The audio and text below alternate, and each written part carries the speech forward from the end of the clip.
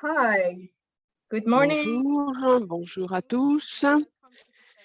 Bienvenue à ce webinaire sur. J'aimerais vous dire tout d'abord que nous avons des interprètes en simultané vers le français et vers l'espagnol. Et donc, en bas de votre écran, vous avez une icône sur laquelle vous pouvez cliquer et choisir la langue que vous souhaitez écouter. Et vous avez également la possibilité de poser des questions ou d'utiliser la fenêtre de discussion. Donc, je m'appelle Mandana Arabi et je suis vice-présidente de Techniques Nutrition Internationale et je serai la modératrice de ce séminaire. L'objectif principal aujourd'hui est tout d'abord de vous donner des informations sur l'état des lieux par rapport à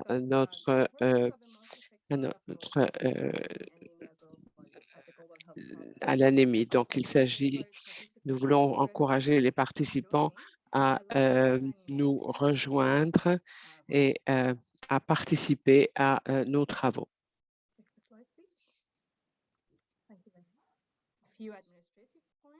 Donc, quelques points d'ordre administratif. Comme je vous l'ai dit, nous avons donc une interprétation simultanée en français et en espagnol. N'oubliez pas de vous enregistrer avec votre nom et votre titre. Et donc, vous pouvez utiliser donc les 3 points et vous renommer donc dans la fonction où vous indiquez votre nom. Vous pouvez également dans la fenêtre de discussion poser des questions ou faire des commentaires. J'aimerais vous informer également que la session est enregistrée et que l'enregistrement sera disponible à la fin de la session. Donc, j'aimerais maintenant commencer par présenter notre premier orateur, Dr. Francesco Branco, qui est directeur de la nutrition et la sécurité alimentaire de l'OMS. Il s'agit de la stratégie donc en matière de nutrition de l'OMS. Il a développé un système de nutrition avec 6 partenaires mondiaux. Francesco, j'ai l'honneur de vous donner maintenant la parole pour nous parler donc de la communauté en matière de nutrition. Vous avez la parole. Bonjour à tous. Bon,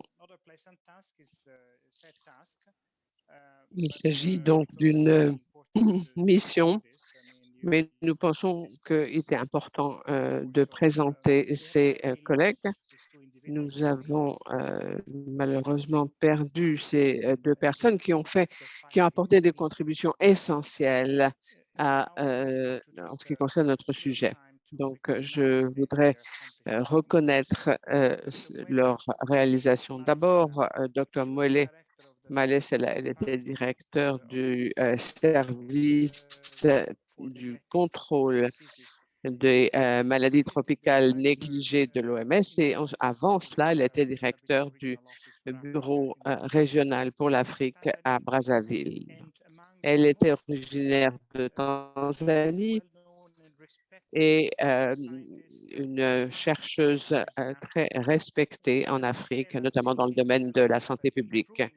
Elle a consacré sa vie à améliorer les conditions de vie des plus défavorisés, notamment les femmes et les jeunes filles. Elle a également encouragé les jeunes à étudier la science et à travailler sur la santé mondiale et à développer leur talent dans le sens. C'était une inspiration, un leader très engagé et une personne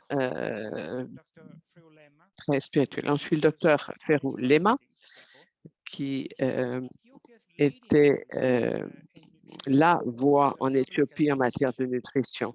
Il était médecin en santé publique avec un doctorat en nutrition et il des conseillers en santé du ministère de la Santé. Il a développé des directives en matière de nutrition et notamment la déclaration de ces quotas. Au mois d'octobre, le docteur Lema a permis l'engagement de l'Éthiopie au sommet pour la nutrition en Éthiopie. Et ces deux personnes, nous ne les oublierons pas, leur contribution a été essentielle dans notre domaine. Donc, nous aimerions dédier cet événement à ces deux personnes et pour qu'ils soient notre source d'inspiration pour réduire l'anémie. Merci beaucoup, Francesco, pour ces quelques mots de reconnaissance de nos champions en matière de nutrition. J'aimerais maintenant donner la parole à deux assistants directeurs généraux de l'OMS, Dr Nyako, assistant directeur général de la couverture en santé à l'OMS, M. Amomoto, et leur assistant directeur. Et elle a 30 ans d'expérience dans le domaine de la santé au Japon. Elle a été également responsable de la santé et ministre de la Santé. C'est un honneur que de nous avoir aujourd'hui, vous avoir aujourd'hui parmi nous. Merci, madame. Merci. Je remercie tous nos collègues de m'avoir donné la possibilité de partager avec vous nos engagements. L'engagement de l'OMS est d'éviter et de l'anémie chez les femmes et les enfants avec un groupe de pays et d'organisations partenaires et des comités, donc l'Alliance pour les actions contre l'anémie, notamment le plan mondial, le plan d'action mondial. C'est une question de santé publique très importante. Une femme sur trois et pratiquement 30% des enfants souffrent d'anémie en Afrique et en Asie du Sud-Est. Très peu de pays vont pouvoir réduire l'anémie de 50% d'ici 2035. Nous avons fait un certain nombre de progrès depuis le mois de novembre, mais presque nous avons 400 engagements de nombreuses parties prenantes dans 8 pays. La plupart de ces engagements portent sur la nutrition des femmes ou sur l'égalité des genres, mais seuls 9% des comités se sont penchés spécifiquement sur l'anémie. L'OMS a également mis en place un groupe de travail sur l'anémie pour justement suivre l'évolution du groupe d'action contre l'anémie, notamment en ce qui concerne les aspects réglementaires. L'OMS et l'UNICEF ont mis en place l'Alliance pour les actions contre l'anémie et Francisco vous reparlera de nos progrès. Nous sommes très heureux de constater que l'Alliance va contribuer à des actions pour réduire l'anémie chez les femmes, les adolescents et les enfants. Avec votre participation, nous allons pouvoir avancer et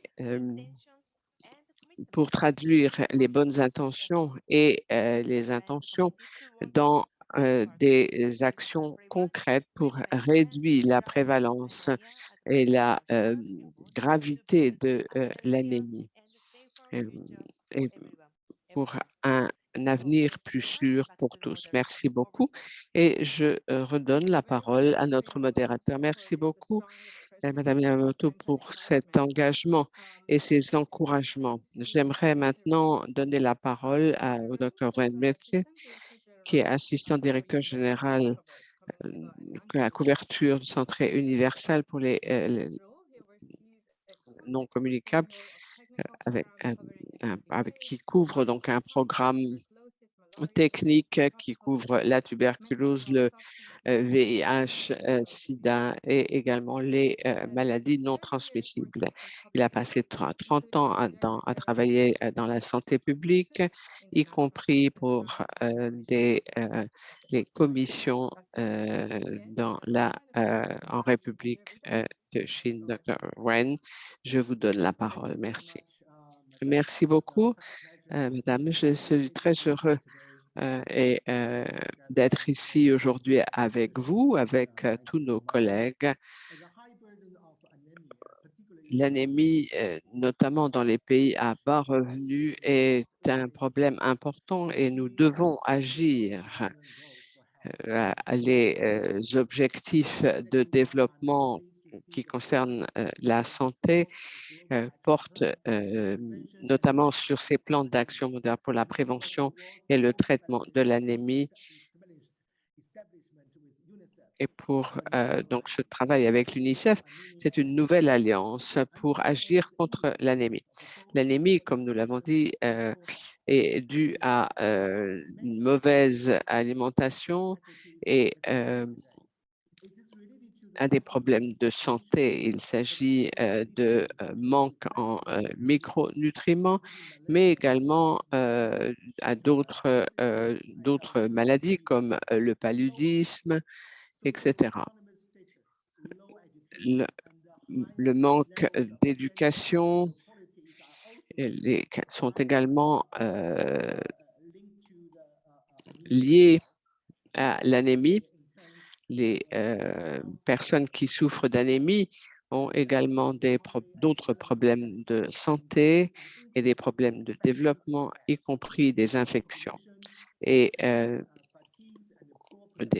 souffrent de fatigue intense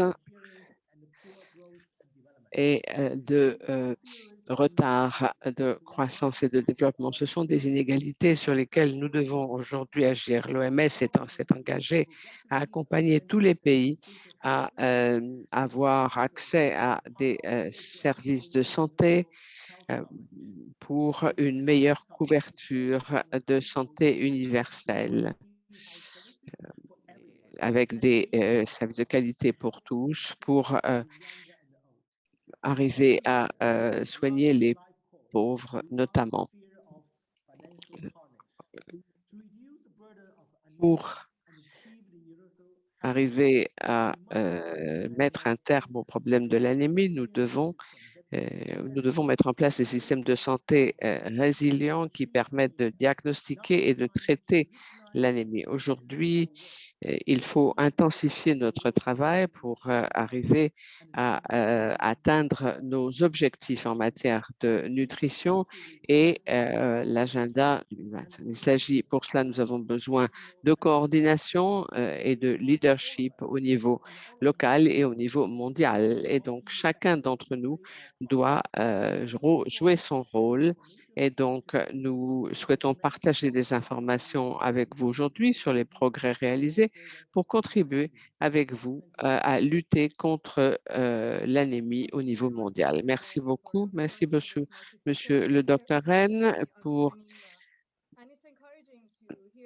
et je vous encourage, le lien qui existe entre la santé, la couverture universelle de santé et l'anémie. J'aimerais maintenant présenter le docteur Omar Dari qui va nous présenter la présentation générale. Il travaille pour l'USAID et il a travaillé sur les aspects stratégiques au niveau national et mondial et il est particulièrement spécialisé dans la nutrition et les micronutriments, notamment il s'agit d'une approche multisectorielle écologique depuis 2011 pour améliorer la prévention et le traitement de l'anémie chez les femmes et les enfants. Et aujourd'hui, c'est devenu un programme phare. Monsieur le docteur Omar Dari, vous avez la parole.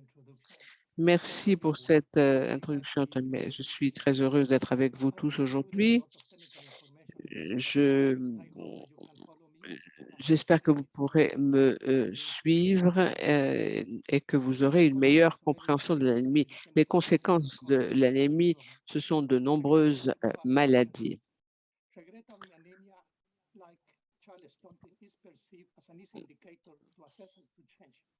Donc, d'ici 2025, il s'agit de gérer cette anémie qui est due à de nombreux facteurs. Nous travaillons à l'anémie, à lutter contre l'anémie depuis 50 ans.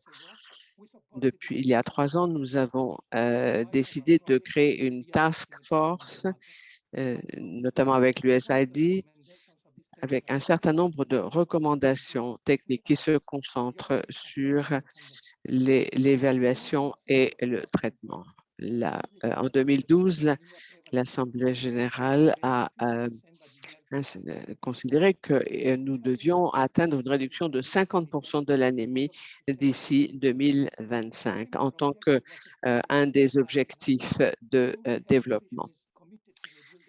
Il s'agit de réduire notamment la réduction des carences en fer, qui sont une des causes de l'anémie chez les femmes. Donc, il s'agit, par exemple, l'USAID en 1975 avait créé un groupe de consultation sur l'anémie avec de nombreuses méthodologies pour lutter contre l'anémie, notamment avec un groupe technique pour les micronutriments en 2008, et, parce qu'il s'agissait de mettre en place une approche intégrée. Aujourd'hui, donc, nous avons mis en place une task force contre l'anémie. Il ne s'agit pas seulement de la nutrition. À ce sujet, nous devons réaliser que l'anémie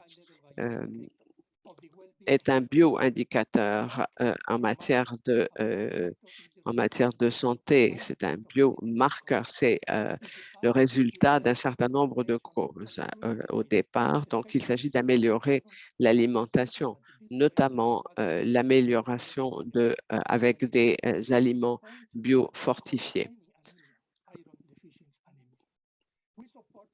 La plupart des cas d'anémie sont des cas de carence en fer. Donc, il s'agit d'apporter davantage de fer et tout cela dépend de la disponibilité. Mais cela ne suffit pas. Il y a 20 ans, nous avons découvert que l'hépticilline est la principale hormone qui régule le métabolisme du fer.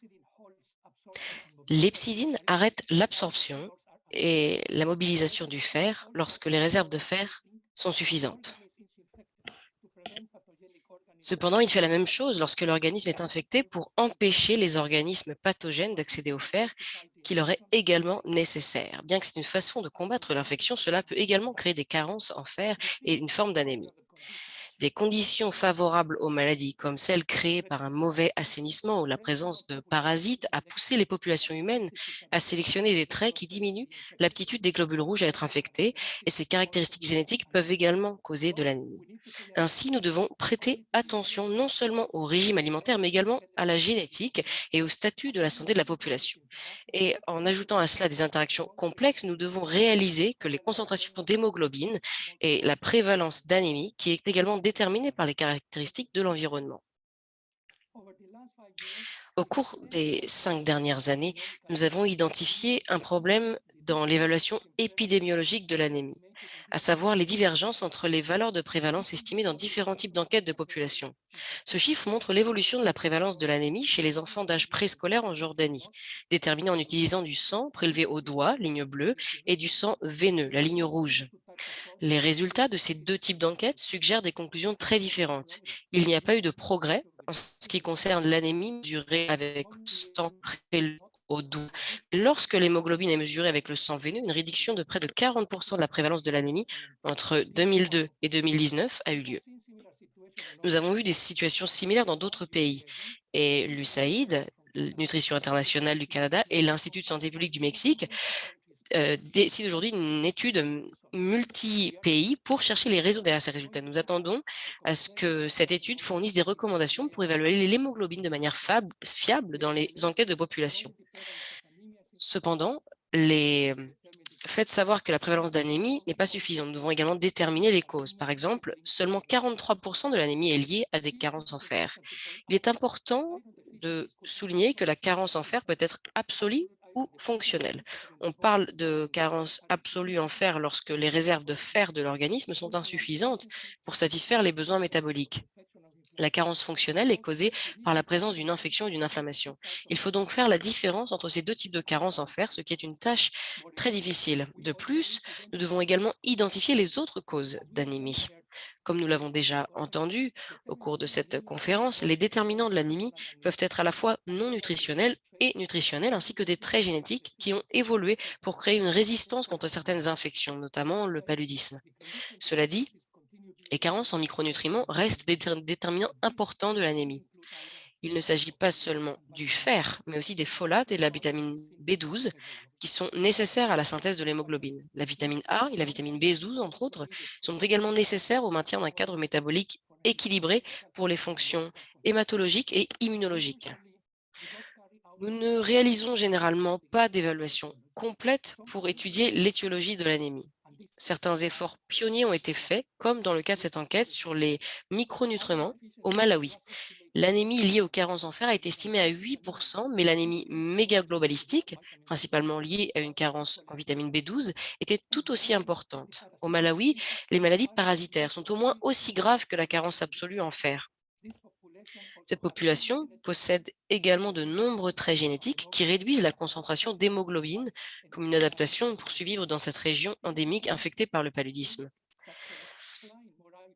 Il est important de souligner que fournir plus de fer pour surmonter cette insuffisance nutritionnelle est encore insuffisant, car l'impact pourrait être limité en raison de l'altération de l'absorption et de l'utilisation du fer due aux infections. Pour terminer, laissez-moi résumer l'approche écologique que le groupe de travail de l'anémie a adoptée pour la traduction et la mise en œuvre des résultats scientifiques. Les interventions visant à prévenir et à gérer l'anémie doivent être orientées vers deux groupes principaux de facteurs, soit pour améliorer la production de globules rouges, soit en réduire les pertes. Dans ce dernier cas, il faut contrôler les infections et les inflammations, et dans le premier cas, il faut également améliorer la qualité des nutriments du régime. Pour atteindre ces deux objectifs, les pays doivent prêter attention à plusieurs domaines de travail, comme assurer la sécurité alimentaire, renforcer les soins maternels et infantiles, garantir les services de santé, promouvoir de bonnes habitudes alimentaires et hygiéniques dans la population et améliorer la sécurité et l'assainissement, ainsi que l'approvisionnement en eau et en nourriture. Enfin, il est important de comprendre comment les différentes conditions de l'environnement déterminent les traits génétiques et les valeurs des biomarqueurs dans chaque contexte spécifique. L'expression une taille unique ne convient pas à tous s'applique aussi bien à la sélection des interventions qu'à l'interprétation des données épidémiologiques. En conclusion, la prévalence de l'anémie est un bioindicateur de haut niveau dont les causes sont à la fois non nutritionnelles et nutritionnelles.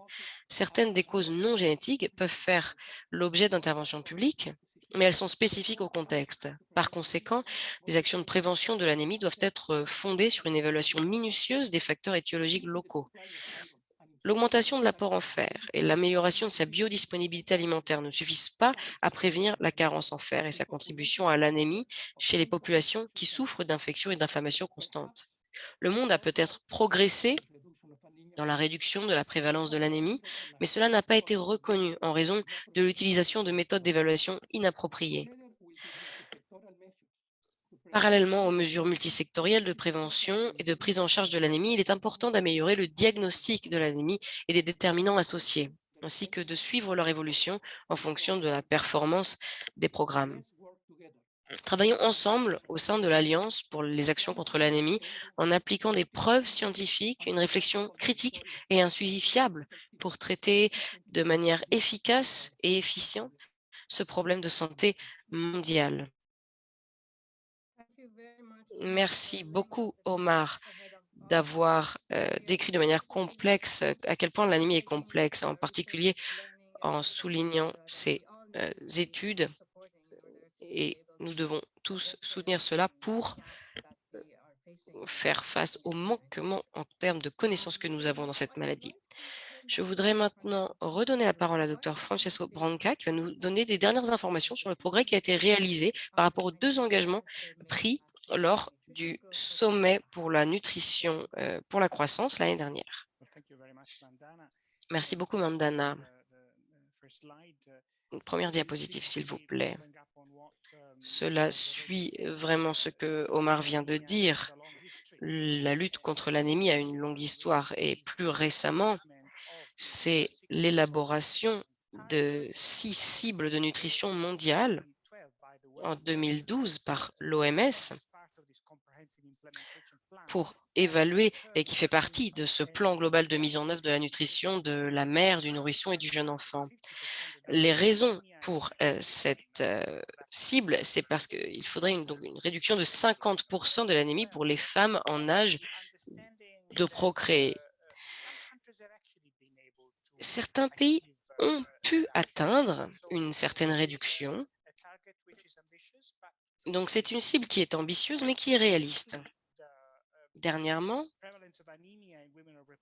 la prévalence de l'anémie chez les femmes en âge de procréer a également été un indicateur adopté sous l'ODD 2 sur le fait d'atteindre zéro faim, ce qui donne une autre dimension à l'objectif 2, c'est-à-dire de réduire toutes les formes de malnutrition. Comme Dr Mamoko l'a dit dans l'introduction, l'OMS, avec l'UNICEF, a pris un engagement important lors du sommet Nutrition pour la croissance. C'était de développer un plan d'action global pour empêcher et prendre en charge l'anémie chez les femmes et les enfants en visant à améliorer les efforts pour réduire à la fois la prévalence et le caractère sévère de l'anémie. Mais le deuxième engagement était d'élaborer une alliance pour les actions contre l'anémie avec l'UNICEF et d'autres partenaires. Comme vous l'avez entendu d'Omar, il faut changer le récit. Il faut reconnaître qu'il y a des causes multiples, différents facteurs de risque et moteurs derrière l'anémie. C'est pourquoi les objectifs du plan d'action mondial sur la prévention et la prise en charge de l'anémie de travaillent de manière collaborée avec un grand groupe de partenaires et d'acteurs pour fournir des actions stratégiques, efficaces et réalisables pour atteindre la cible de nutrition mondiale sur l'anémie et atteindre une meilleure santé et un meilleur bien-être. L'OMS a rassemblé un groupe de travail interdépartemental en interne sur l'anémie et nous avons contribué avec des partenaires et parties prenantes concernées de multiples secteurs. Nous sommes par exemple très reconnaissants qu'il y ait le groupe consultatif stratégique et technique de l'OMS pour la santé et la nutrition de la mère, du nouveau-né et de l'enfant qui fait partie du panel, qui a créé un sous-groupe. Mais nous aimerions également avoir des opportunités avec des régions et d'autres pays. Le plan d'action global aura 6 domaines prioritaires à traiter. Nous sommes en train de récupérer actuellement des documents d'information pour avoir une analyse de situation sur les preuves actuelles et les lacunes en matière de connaissances. Pour 4 de ces priorités. De 1, le diagnostic de l'anémie et de ses causes. Vous avez entendu Omar qui a parlé des défis liés à cela. Deuxièmement, les interventions préventives et thérapeutiques pour réduire l'anémie. Troisièmement, les déterminants de l'anémie. Et 4e, la gestion intégrée de l'anémie tout au long de la vie. Nous sommes également intéressés par la compréhension de la science, des défis scientifiques qui existent. Nous aimerions vraiment comprendre quelles sont les attentes sur l'intégration et la coordination par rapport à ces différents domaines. Donc, nous avons hâte de pouvoir collaborer avec le groupe de travail interministériel sur l'anémie pour préparer ces documents qui devraient être prêts dans les semaines à venir pour être fournis au public. Nous aimerions développer un brouillon d'un plan d'action vers la fin de l'été et cela constituerait la base de nos discussions suivantes. Diapositive suivante, s'il vous plaît. L'Alliance. En soutien à la mise en œuvre du plan d'action mondial, l'OMS et l'UNICEF, ainsi que les partenaires, sont engagés à créer une alliance intersectorielle pour les actions contre l'anémie. L'idée de l'alliance est vraiment d'être une plateforme inclusive pour rassembler ensemble toutes les parties prenantes pertinentes à travers différentes disciplines, secteurs, différentes zones géographiques avec une représentation nationale large. L'idée est de catalyser le progrès pour diminuer l'anémie en apprenant plus à partir des expériences des pays. L'Alliance va se baser sur les expériences et l'expertise des initiatives sur la diminution de l'anémie. Et la plupart ont été mentionnés par Omar. Depuis janvier, un groupe principal d'acteurs a travaillé à la construction de l'échafaudage de l'Alliance d'une manière collaborative. Il y a eu une structure de gouvernance qui a été développée avec des principes d'engagement et 4 flux de travail ont été proposés. L'échafaudage est compliqué et il faut comprendre que l'anémie est tellement complexe.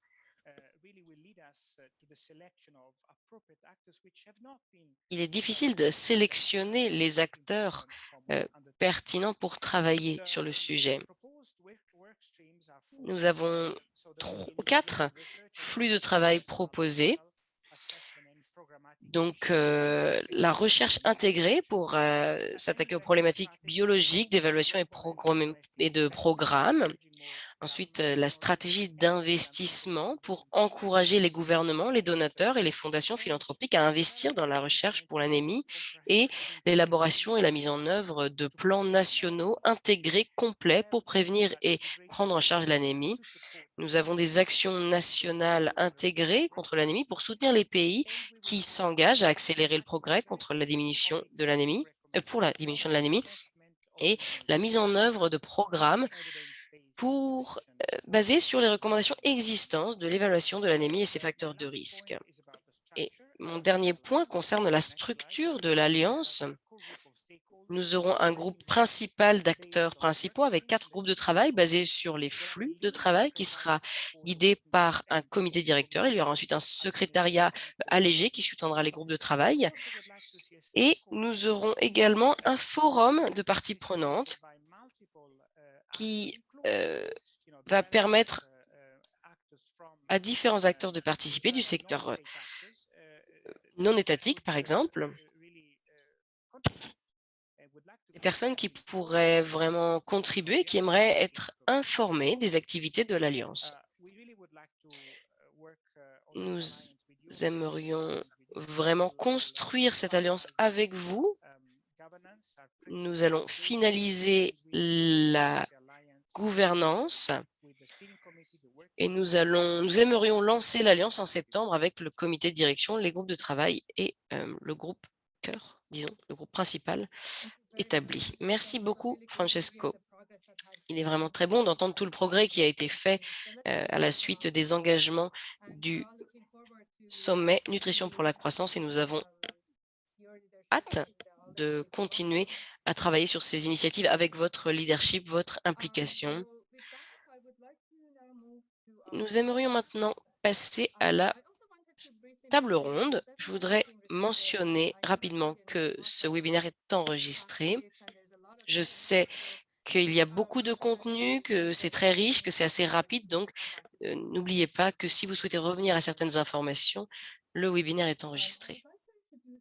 Je voudrais maintenant présenter le modérateur pour notre session, qui est Saskia Ozendarp, directrice exécutive du Forum Micronutriments. Merci beaucoup, Mandana, pour cette introduction. Avant de présenter nos panélistes, je voudrais exprimer à quel point tous nos partenaires et moi sommes heureux pour avoir de l'élaboration de cette alliance pour les actions contre l'anémie. Nous sommes très heureux de continuer notre soutien à cette alliance.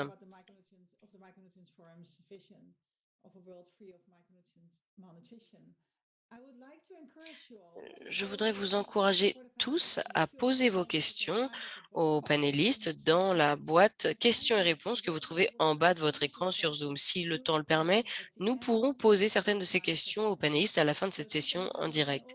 Les orateurs et les panélistes peuvent également répondre à tout moment aux questions en tapant leurs réponses directement. Je voudrais maintenant vous présenter nos panélistes. J'aimerais demander à tous nos panélistes d'allumer vos caméras et vos micros une fois que je vous aurai donné la parole. Nous aurons 2 tours de questions aux panélistes. Une première liée à l'expérience par rapport à l'anémie, comment faire face à ce problème global par Omar Dairi. Et le deuxième tour sera concentré sur comment cette alliance qui a été présentée peut vous aider dans votre travail. Je voudrais introduire notre premier panéliste, Dr Zulfikar Bhutta, qui est le co-directeur du Centre pour la santé des enfants mondial à l'hôpital pour les enfants malades de Toronto au Canada. Il est également directeur fondateur de l'Institute for Global Health and Development de l'université Aga Khan au Pakistan. Zulfi a occupé de nombreux postes de professeur adjoint dans certaines des écoles de santé publique les plus prestigieuses et a dirigé les plus grands projets de recherche, notamment les travaux sur l'anémie. Nous sommes très heureux de vous avoir avec nous aujourd'hui. Deuxièmement, nous avons Mylène Paraghi, qui est directrice chez Global Affairs Canada, Affaires mondiales Canada. Elle a accepté d'arriver toute dernière minute, donc nous sommes vraiment ravis que vous puissiez être là aujourd'hui avec nous. Nous avons ensuite Dr Bharati Kulkarni, qui est une scientifique de haut niveau et qui dirige le département de biologie de la reproduction, de santé maternelle et infantile et de nutrition au Conseil indien de la recherche médicale. En tant que tel, le Dr Kulkarni connaît les éléments clés du programme multisectoriel indien Anemia Mokt Bharat. Notre prochaine panéliste s'appelle Monsieur Uragpa John, qui ne peut malheureusement pas être là aujourd'hui car il a des soucis de connexion, mais si il arrive à nous rejoindre, nous vous le présenterons. Il a beaucoup d'expérience, il vient du Nigeria. Notre 5e panéliste est Monsieur Dylan Walters, qui est le directeur de l'économie de la santé à Nutrition Internationale. Son travail se concentre sur le développement et la direction de projets de recherche, d'évaluation, de modélisation et de politique liés à la nutrition maternelle et infantile. Auparavant, il a contribué à l'élaboration du cadre d'investissement pour la nutrition développé par la Banque mondiale. Et pour terminer, nous avons Madame Soumra Qureishi, qui est chef d'équipe pour les preuves et la recherche en nutrition au sein de l'unité de gestion des connaissances et d'innovation numérique du Programme alimentaire mondial. Elle a travaillé au bureau du PAM au Pakistan, au bureau régional de l'Afrique de l'Ouest et du Centre et maintenant au siège à Rome. Donc un accueil chaleureux à tous nos panélistes. J'espère que tout le monde peut voir les panélistes à l'écran. Je voudrais maintenant débuter avec un premier tour de questions pour chacun des panélistes. Pour tout d'abord explorer ce que l'on sait et puis identifier ce que l'on ne sait pas, ce qui ne fonctionne pas. Donc ma première question est pour Dr Zulfi. Votre expérience va au-delà du domaine de la nutrition et s'étend à la santé, à la survie de la mère, du nouveau-né, de l'enfant,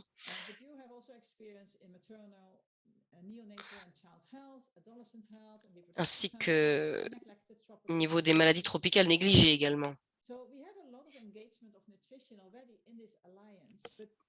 Il y a un grand besoin de ramener d'autres secteurs si l'on souhaite vraiment traiter l'anémie. Donc, d'après vous, quels sont les défis principaux pour percevoir et traiter l'anémie? Merci beaucoup, Saskia, pour cette question.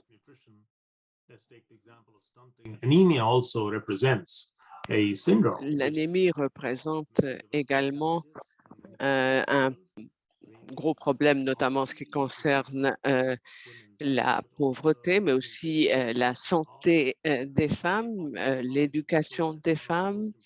Euh, euh, une des principales raisons de l'anémie, c'est justement la taille des familles et le fait que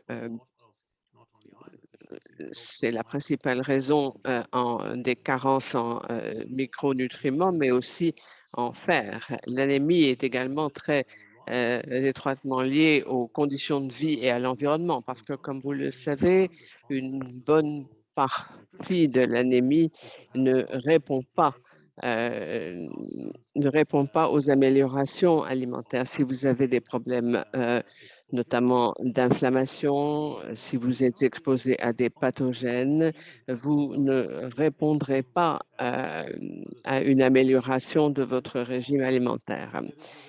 Et donc, il y a un lien entre l'anémie et de nombreux problèmes donc, de nutrition. Ce n'est pas seulement, comme je vous l'ai dit, ce ne sont pas seulement des conditions de vie, mais aussi l'exposition à des pathogènes qui sont présents dans le monde. Donc, je suis convaincue que l'anémie est extrêmement importante et c'est un marqueur essentiel du développement humain au sens le plus large et que les problèmes liés à l'anémie sont énormes. Saskia, récemment, j'ai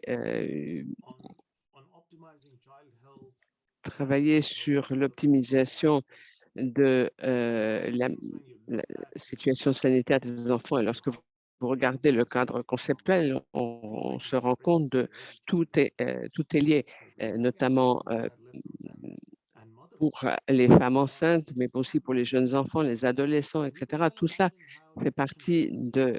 Et donc, les carences alimentaires sont très répandues, notamment chez les jeunes enfants, et ont un impact non seulement sur les risques d'infection, mais aussi sur des problèmes de développement neuronal, les capacités d'apprentissage, et au fur et à mesure qu'ils grandissent, également en tant que capital humain. Donc, je pense que les solutions en ce qui concerne l'anémie chez les femmes et chez les enfants, de nombreux pays à bas revenus doivent être beaucoup plus larges, c'est-à-dire à partir d'un cadre qui n'est pas seulement la responsabilité du ministère de la Santé ou du service, mais au contraire avec des éléments qui viennent de la protection sociale, qui viennent de l'éducation, du développement des femmes, de l'environnement, mais aussi de plus en plus en se concentrant sur la responsabilité, le suivi et les évaluations. Et peut-être qu'à un moment donné, j'aurai la possibilité de vous parler de nos travaux qui se penchent justement sur ce point, à savoir comment est-ce que les pays au monde ont fait des progrès dans la réduction de l'anémie chez les femmes en âge de procréer. Bien. Oui, nous serions très intéressés, effectivement, si vous pouvez partager ces points avec nous. Docteur Bouta, merci pour votre réponse très complète. Si j'ai bien compris, pour que nous puissions véritablement travailler contre l'anémie avec de nouveaux partenaires, il est important de considérer l'anémie non pas seulement comme un problème de nutrition, mais plutôt comme un marqueur de la santé, notamment pour préserver le capital humain. Je pense que c'est un défi qui est c'est à la fois un défi, mais ça peut être aussi une opportunité de faire participer ces différents secteurs. Tout à fait, Saskia, et vous l'avez d'ailleurs bien mieux exprimé que moi. C'est une question qui a trait au capital humain. Et ce n'est pas seulement en capital humain en termes économiques, mais aussi en termes de capacité.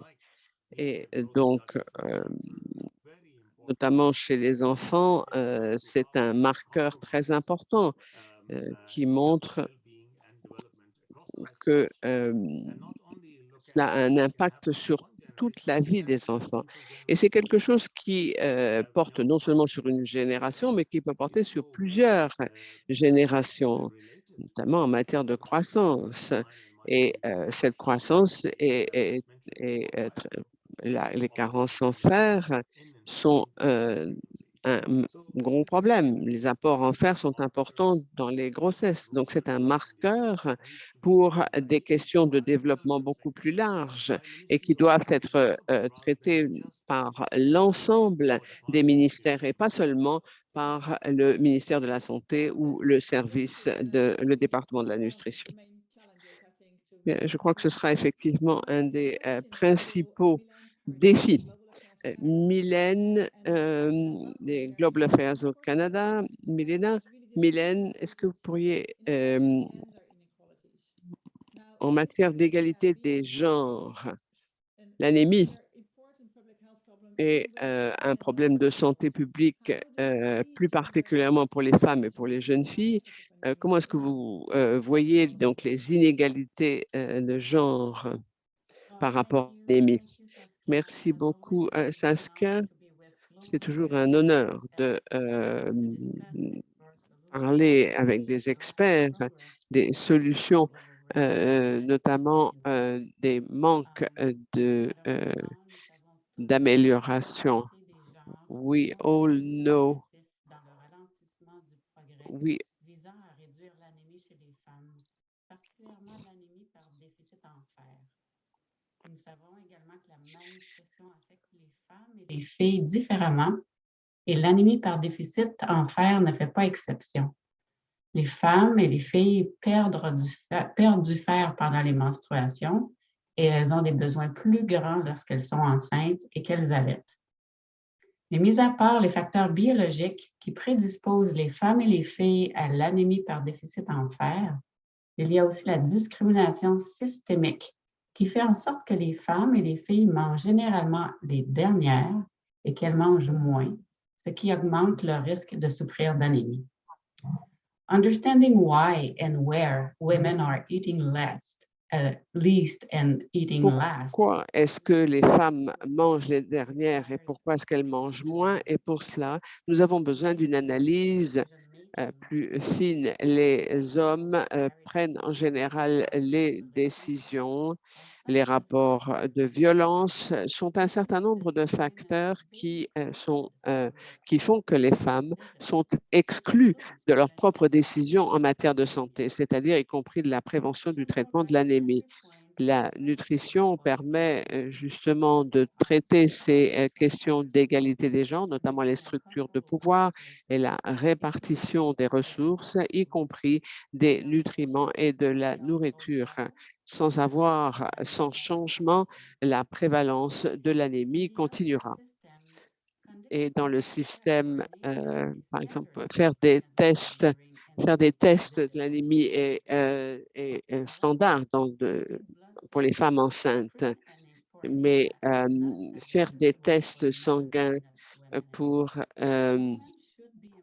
contre l'anémie ne sont pas disponibles pour les femmes qui ne sont pas enceintes. Donc, les femmes devraient pouvoir faire des tests pour vérifier les carences en fer et devrait y avoir accès systématiquement.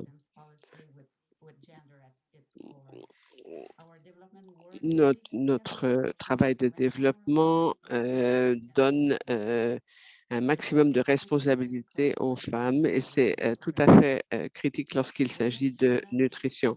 Les femmes ne devraient pas manger moins et être les dernières à manger. Et lorsque les femmes ont le pouvoir, elles ont un meilleur accès à des repas pour elles-mêmes et leurs familles. Et donc, l'Association canadienne accompagne les femmes dans toutes les époques de la vie. Nous pensons qu'une approche double est importante avec une intervention immédiate, mais aussi des interventions à long terme, y compris sur les inégalités des genres. Et ce travail continuera. Merci beaucoup. Effectivement, la responsabilisation des femmes est essentielle et doit être intégrée à tous les efforts concernant le travail contre l'anémie. C'est un message très clair, c'est-à-dire que prend l'Alliance contre l'anémie. Merci beaucoup. Question suivante au docteur Barati. Il s'agit d'un programme, d'une approche complète parce que l'Inde a mis en œuvre un programme qui s'appelle Anemia Mukt Bharat. Est-ce que vous pourriez nous expliquer quelle est la stratégie, donc 6 par 6 par 6, et ce que vous avez appris en matière d'intégration des interventions multisectorielles dans un programme? Merci Saskia. C'est un honneur de participer à ce panel. Aujourd'hui, Anemia Mukt Bharat est un programme qui est en cours en Inde depuis les années 70. Mais la prévalence de l'anémie continue. Il y a un certain nombre de problèmes, notamment en matière de distribution de suppléments fer qui est de moins de 30%. Ce programme en Inde se concentre sur la distribution de suppléments en fer parce que la plupart des cas d'anémie sont dus à des carences en fer. Un certain nombre d'États ont de meilleurs résultats que d'autres, notamment ceux qui réussissent mieux ont un certain nombre de caractéristiques. Par exemple, des engagements politiques, des objectifs très clairs et également une collaboration entre différents secteurs ministériels.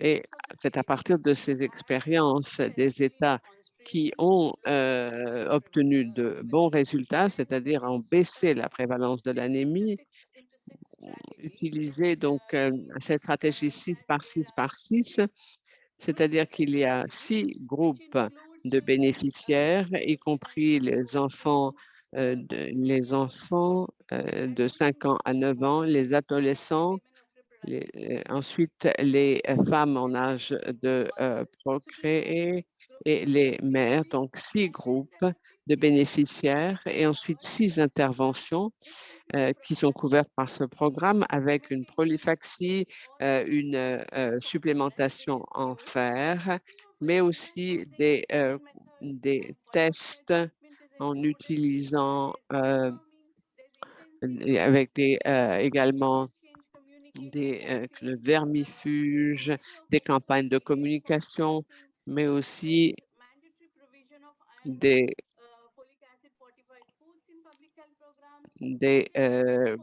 apports en acide folique et en fer, notamment en se concentrant sur les situations. L'anémie n'est pas seulement due à des carences en fer, mais a aussi des causes multiples. Donc, il est important de se pencher sur ces causes également. Et il y a 6 mécanismes institutionnels, avec notamment une coordination interministérielle, mais aussi un travail avec d'autres ministères au niveau national, une amélioration de la logistique pour la distribution de ces suppléments à fer. Et donc, ces stratégies comptent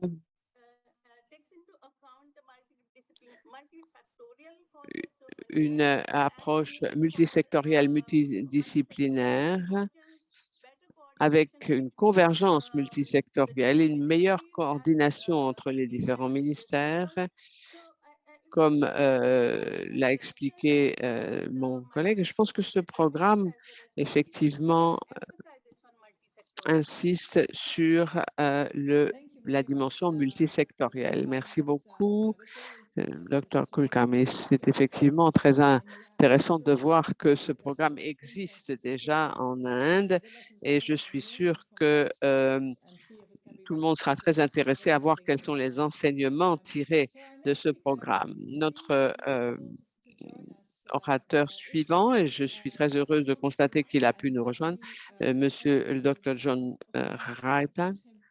Je vais donc vous le présenter. Il est responsable du contrôle en matière de déficience de carence alimentaire au ministère de la Santé au Nigeria. Et il est membre d'un groupe de travail pour l'enrichissement de l'alimentation. Monsieur John, dans la dernière enquête démographique au Nigeria en 2018, 68% des enfants et 58% des femmes souffraient d'anémie. Donc, ce sont des chiffres très élevés. Mais cette enquête a également montré qu'il y avait des indicateurs qui fournissaient des informations importantes sur l'anémie, notamment le paludisme, l'éducation, les micronutriments, etc. Est-ce que vous pourriez nous expliquer comment le Nigeria utilise ces données pour régler le problème de l'anémie? Merci beaucoup.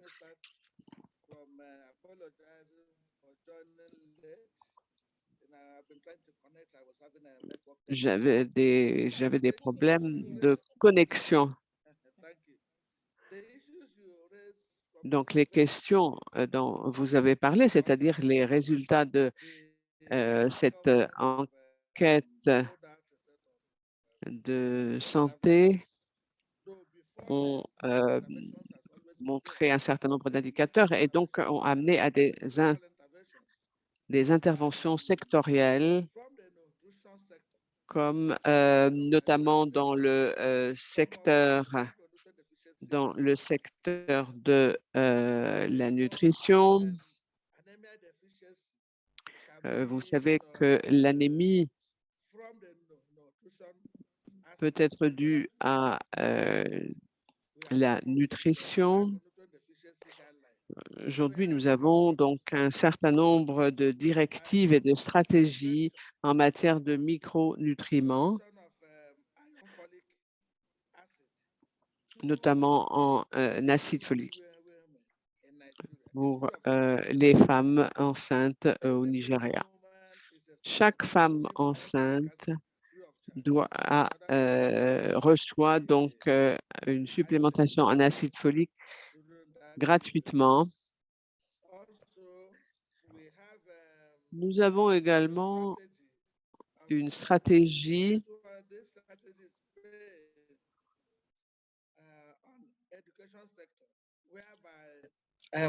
d'éducation où les adolescents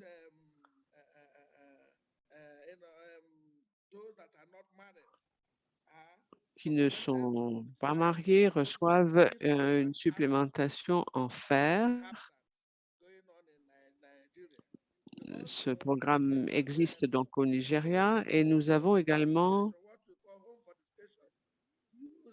un système d'enrichissement par micronutriments. Donc,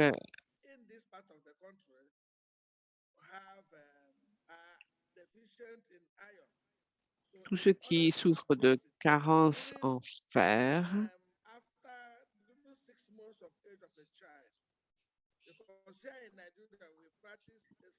Lorsque les enfants arrivent à l'âge de 6 mois, je suis désolée, mais le son est très mauvais et je n'entends plus rien. Donc, il s'agit d'une poudre de micronutriments pour améliorer le contenu en fer dans l'alimentation des enfants de 6 mois à 5 ans.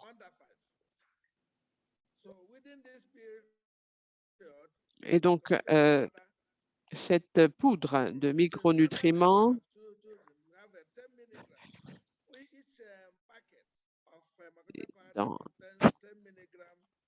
nous avons donc 10 mg de fer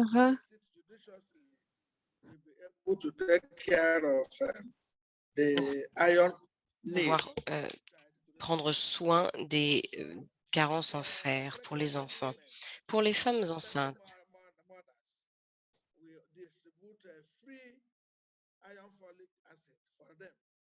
nous allons fournir de l'acide folique gratuitement pour ces femmes enceintes et nous assurer qu'on leur donne des médicaments pour ces femmes pour répondre à ce facteur de risque. En plus de cela, au niveau du paludisme, le gouvernement nigérian a pu s'assurer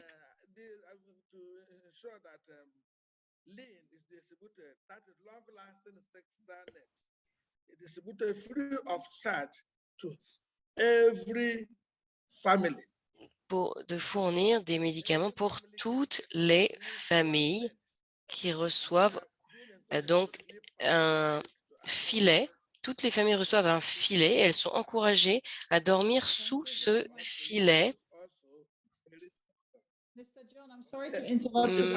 Monsieur John, je suis désolée de vous interrompre.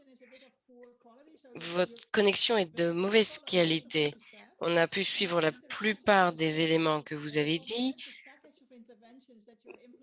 mais c'est important de voir toutes les mesures que vous mettez en œuvre au Nigeria et il serait intéressant d'en savoir plus de ces expériences et voir comment cela peut-il être intégré dans notre paquet d'interventions qui adresse également les autres causes donc d'anémie qui ne sont pas nutritionnelles. Soumra, je voudrais souhaiter vous poser une question. On a entendu de la part de pays comme le Nigeria qu'il y a des données sur les facteurs de risque de l'anémie.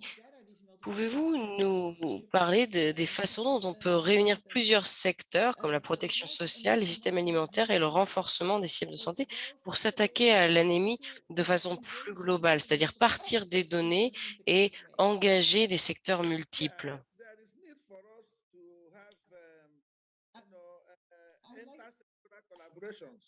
Il nous faut une plus grande collaboration.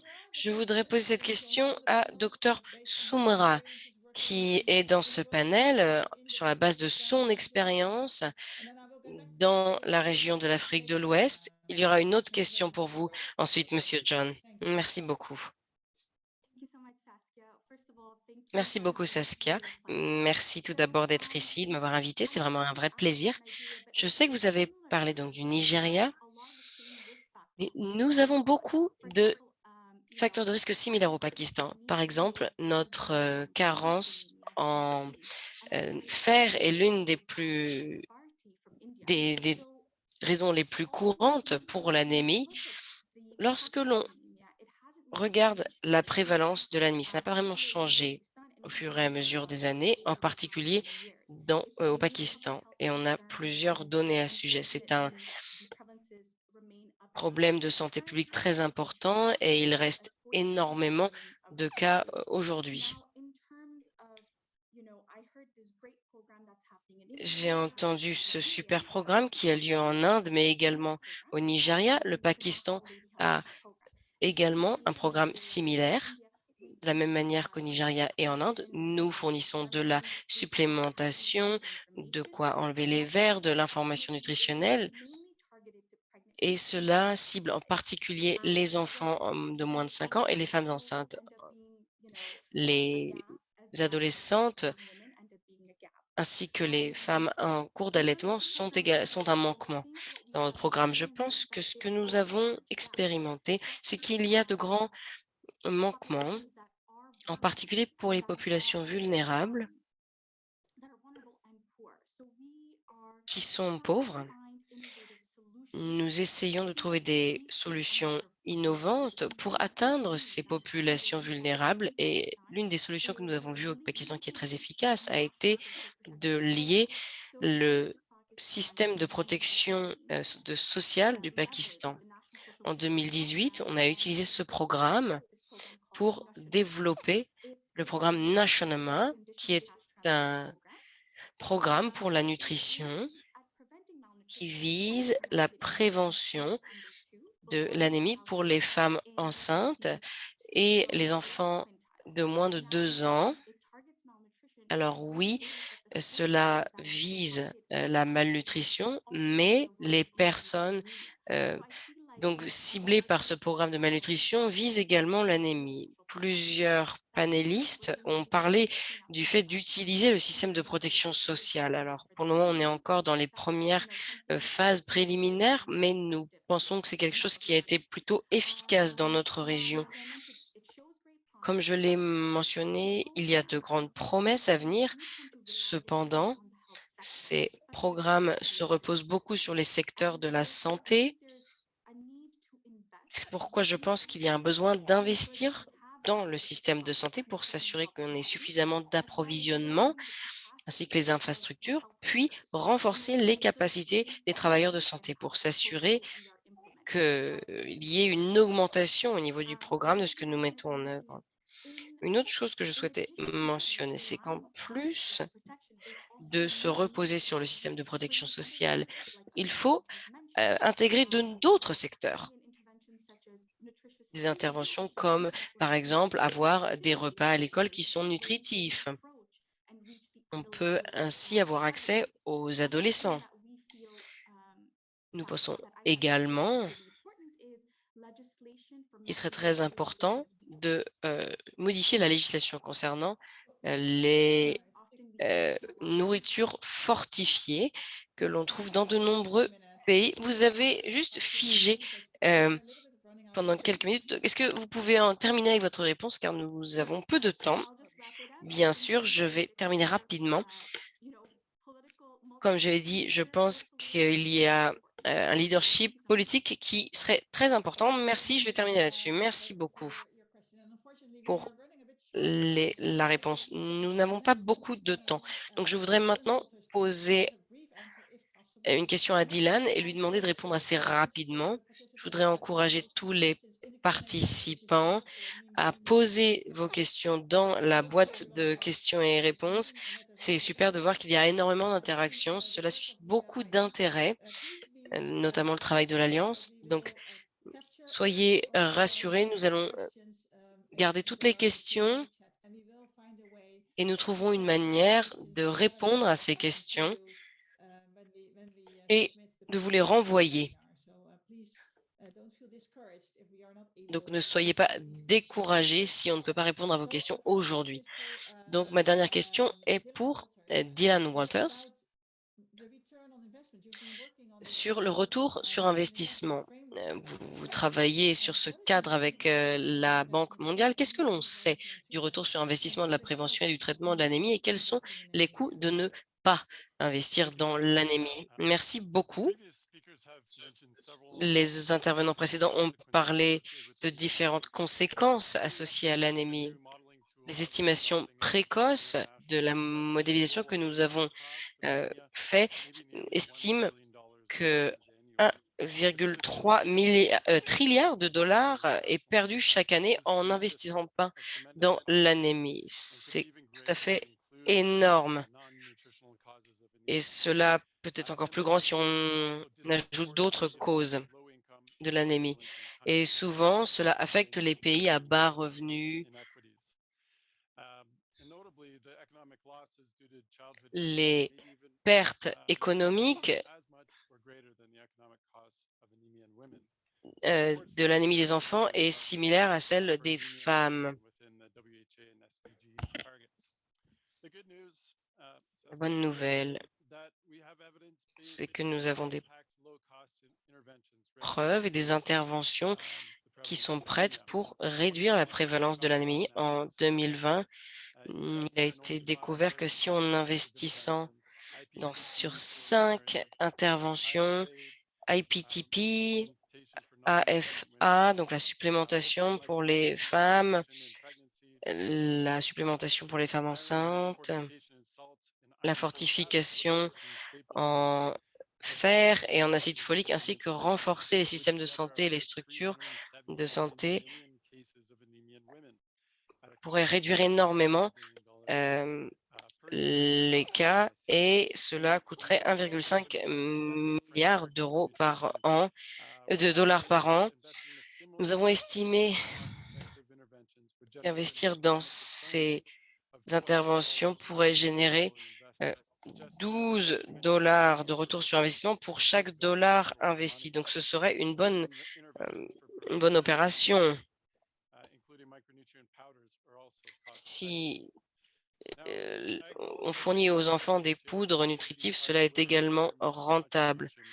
Il faudra des contributions majeures de très nombreux secteurs pour aborder les différentes causes de l'anémie. Il y a besoin de plus de planification intégrée, du travail avec l'agriculture, avec des chercheurs qui sont nécessaires. Il faut mettre à l'échelle les ressources.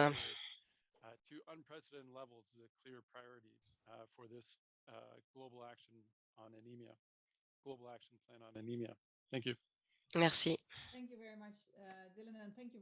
Merci beaucoup, Dylan. Merci d'être resté très court. Je voudrais utiliser le temps qui reste pour quelques questions qui ont été postées dans le chat, en particulier en lien avec cette nouvelle alliance, et voir si un des panélistes souhaite répondre. Nous trouverons un moyen de vous répondre, en tout cas, si on ne peut pas répondre aujourd'hui, à la suite de ce webinaire. Donc, vous aurez un retour de notre part. Il y a une question qui a été posée par Sophia sur l'initiative, qui pense que cela est très nécessaire. Comment cette alliance peut-elle aider à informer ou à éclairer le travail qui a déjà lieu dans les pays, le travail déjà existant? Je voudrais poser la question à Dr Bharati. Quel est votre point de vue? En quoi cette nouvelle alliance ou le plan d'action mondial peuvent-ils aider à soutenir le travail existant? Merci beaucoup pour cette question. Je pense que l'on utilise encore cette option une taille unique pour tous. Et je pense qu'il faut avoir de nouvelles approches. Lorsque l'on pense à de nouvelles approches, il faut trouver des nouvelles façons de tester, notamment au niveau de l'estimation de l'hémoglobine.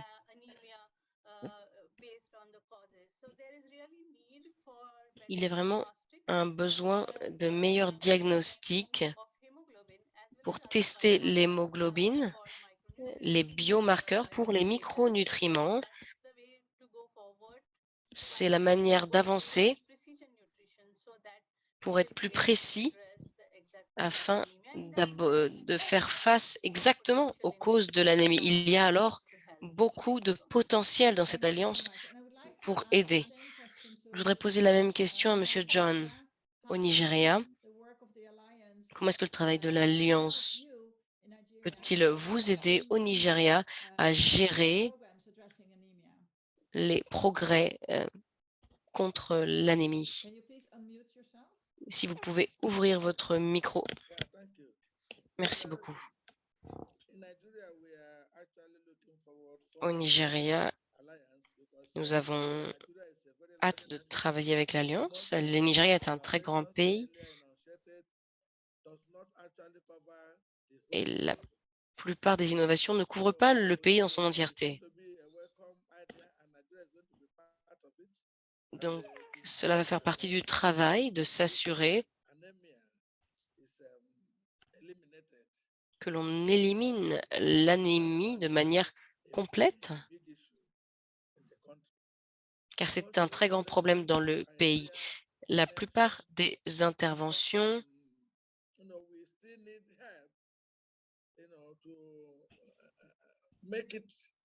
nous avons encore besoin d'aide pour la plupart des interventions, pour que cela ait lieu dans tout le pays, pour que tout le monde ait accès à ces interventions, car notre population est très grande. Merci.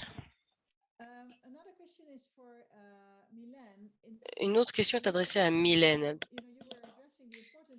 Vous avez parlé de l'importance de prendre en compte les inégalités de genre.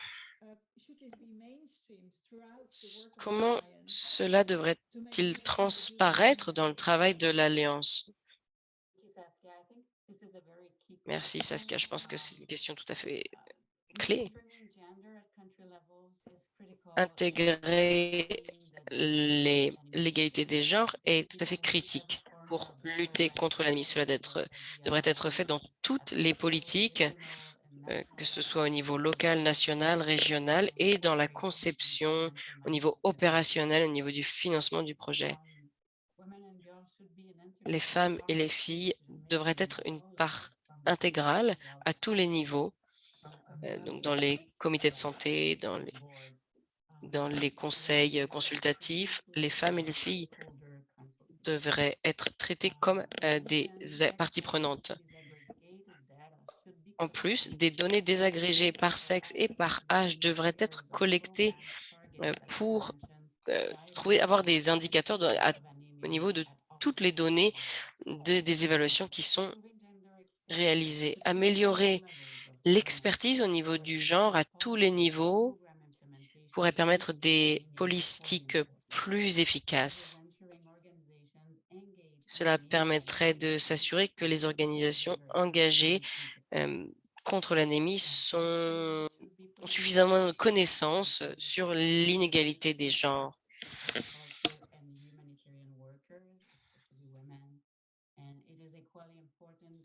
Il est tout à fait important que les pays se concentrent sur des domaines qui chevauchent d'autres domaines, par exemple l'assistance humanitaire, l'agriculture et bien d'autres domaines. Au niveau du Canada, nous allons continuer à travailler avec les plateformes existantes comme Oxfam pour augmenter l'égalité des femmes au niveau nutritionnel et dans d'autres domaines. Nous allons également faire partie de nouvelles opportunités, comme par exemple cette Alliance pour les actions contre l'anémie qui a un grand potentiel. Le Canada va continuer à travailler avec ses partenaires pour accélérer les améliorations d'ici à 2025 en plaçant de l'emphase sur le renforcement des capacités. Ce travail va soutenir des plateformes innovantes multisectorielles pour renforcer les capacités. Mondial de la santé de réduire de 50% d'ici à 2025 l'anémie chez les femmes en âge de procréer. Il y a évidemment encore beaucoup de travail à faire, mais nous pensons y arriver grâce aux efforts des différents partenaires qui ont l'égalité des genres au centre de leurs préoccupations. Merci. Thank you very much, and thank you very much to all. Merci beaucoup, merci à tous les panélistes pour vos interventions extrêmement importantes aujourd'hui qui ont montré très clairement qu'il y a beaucoup de travail à faire, mais que si on s'y met tous ensemble, on peut réellement progresser. Je voudrais souligner de nouveau qu'il y a donc de très nombreuses questions dans le chat qui sont en lien avec la recherche. Il y a eu des partages d'expériences, de progrès, de choses qui ont été réalisées contre l'anémie. Dr Sophie Bouta, par exemple, l'a mentionné.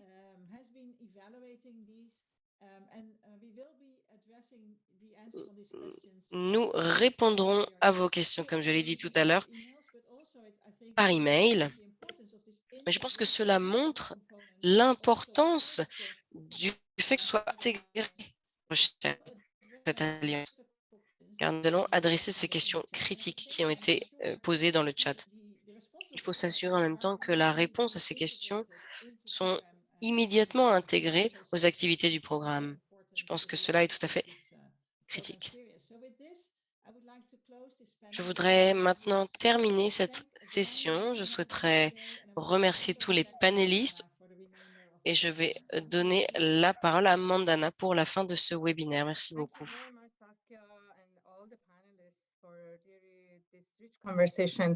Merci pour d'avoir partagé votre expérience.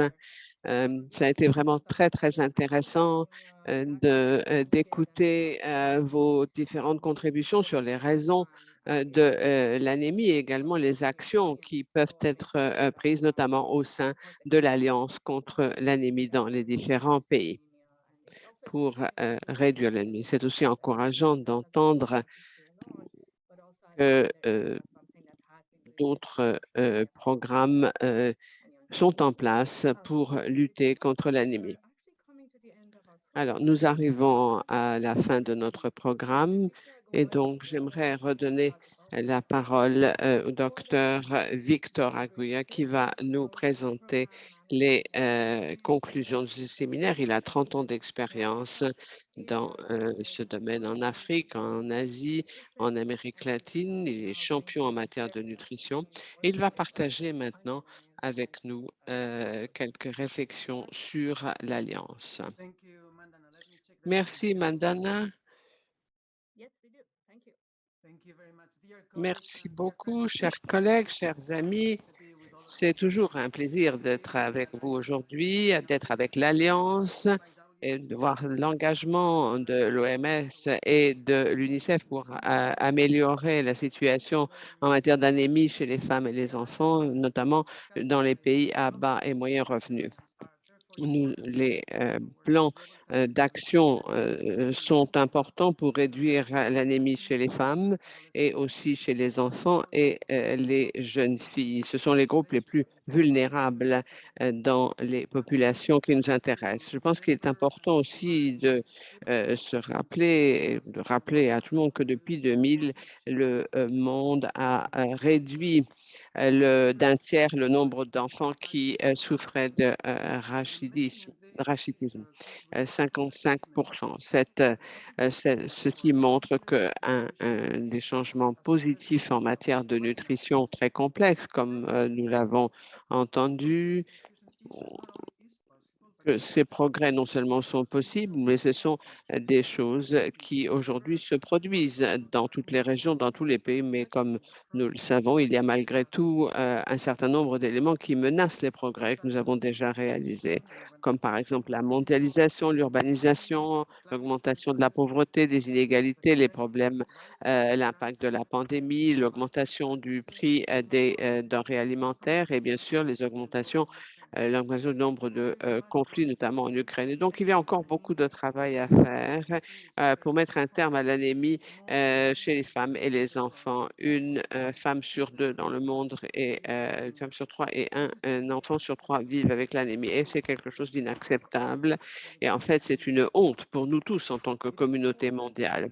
Donc, il est important de se rappeler et de rappeler que les carences en fer représente à peu près la moitié des raisons de l'anémie et qu'il s'agit un renforcement du nutriment pour s'assurer que les enfants, les jeunes filles peuvent se développer et atteindre leur plein potentiel. Coordination sont essentielles pour que toutes les femmes qui souffrent d'anémie vivent une vie digne. Je pense que plus que jamais, nous avons besoin de considérer que l'anémie est une barrière en matière de performance d'apprentissage des enfants, mais aussi de prospérité, mais aussi une barrière pour l'égalité des opportunités des femmes. Comment combiner des actions les systèmes de protection sociale, comment cela peut contribuer à l'amélioration de la nutrition. Nous avons besoin